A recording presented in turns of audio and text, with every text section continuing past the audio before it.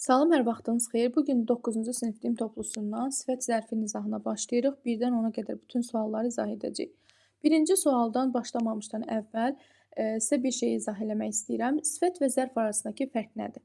Sifət ismin təyin edicisidir, zərf isə feilin təyin edicisidir. Təbii ki, bunu dildə deyirik, hamı başa düşür, amma testlərdə bunları tapmaq çətinlik yaradır uşaqlara. Niyə? Çünki uşaqlar sözün mənasını bilmədiyi üçün bunun isim ya da feil olmasını müəyyənləşdirə bilmirlər. Ona görə sifət zərfdə belə bir çaşqınlıq yaradır onlar üçün və çətinlik çəkib bəzən səhvlər edə bilirlər, diqqət səhvləri.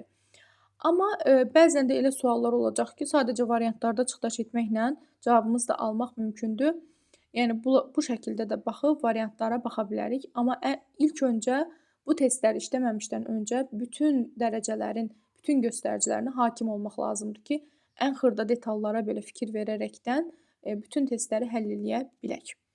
Birinci sualdan başlayırıq. Birinci sualda burada zənn bağlayıcısı görürəm. Müqayisə dərəcəsinin təyin edicisidir, göstəricisidir. Ona görə də baxıram ki, ya olmalıdır, ya da mor olmalıdır variantlarda. Est və mostları çıxırıq, adi dərəcəni çıxırıq. İki şəkilçi eyni anda morla eri eyni anda verə bilmərsən, mostla esti eyni anda verə bilmərsən. Bunların sadəcə birinin işlənmə hesabı var. Daha doğrusu şansımız var ki, birini işlədə bilək. Ona görə də bu şəkildə işlənməz. A variantı düzgün cavabımızdır. İkinci sualda yenə zənn müqayisədir. Yenə esti, adi dərəcəni, mostu çıxıram. Cavabımız A variantıdır. Üçüncü sualda zənn bağlayıcısı görürəm. Yenə erli olan bir variant seçməliyəm. D variantı kimi. Niyə C-ni seçmədik? Çünki ikisi bir arada olduğu üçün. Dördüncü sualda yenə zənn müqayisə istəyir bizdən. Mostu, moru, Z-ni çıxıram. Mor çünki 2 dənəsi eyni anda işlənib. A variantı düzgün cavabımızdır. 5-ci sualda isə yenə müqayisə dərəcəsi seçirik. Çünki zənn istəyir bizdən. Morla longer ikisi bir arada olduğu üçün sadəcə B variantını seçirəm. Burada kiçik bir şeyə diqqət yetirmək istəyirəm. Matchdan sonra müqayisə dərəcəsi gəlməlidir. Yəni match long yox da longer olmalıdır və yaxud da ki match more beautiful olmalıydı. Match hər zaman müqayisənin qarşısında işlənən təyin edici kimi yadımızda saxlayaq. 6-cı sualda isə zənn yenə müqayisə istəyir bizdən. Cavabımız isə burada B variantı oldu 5-də. 6-da isə zənn müqayisə istəyir. Ona görə cavabımız B variantı olacaq. Most və S şəkilçini, match isə özündən sonra erlə istəyər. Mor isə ikisini bir arada işlətməz. Ona görə cavabımız B variantı.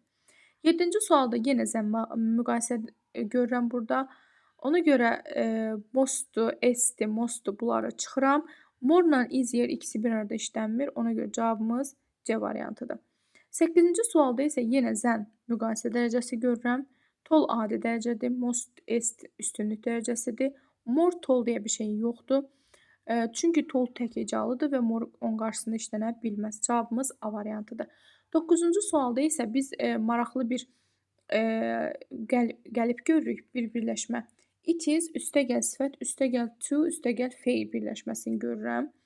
It is sifət olmalıdır burada və to visit feillə işlənəcək. Yəni nəsə etmək üçün yaxşıdır, pisdir, acıdır, nə bilim çətindir, asandır. Bu kimi birləşmə gəlibdir bu burada işlənib.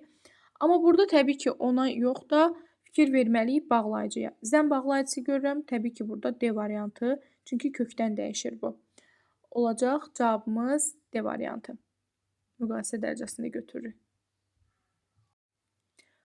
10-cu sualda isə of all the people in our office deyir. Təbii ki bu 10-cu sualımız üstünlük dərəcəsində olacaq. Üstünlüyün qarşısında isə mütləq Z artiklı olmalıdır. Çünki isim var burada. Bu artiklsız olduğu üçün bunlar isə erdi, mordu. Bunlar müqayisə olduğu üçün götürmürəm. Y variantını götürə bilmərəm. Mostla est eyni anda verilib. Cavabımız D variantı. D kalmız üstünlük dərəcəsidir. Gördüyünüz kimi sadəcə variantlardan da çıxış edərəkdən cavabımızı tapmaq mümkündür. Diqqətli olsanız bütün suallara düzgün cavab verəcəksiniz.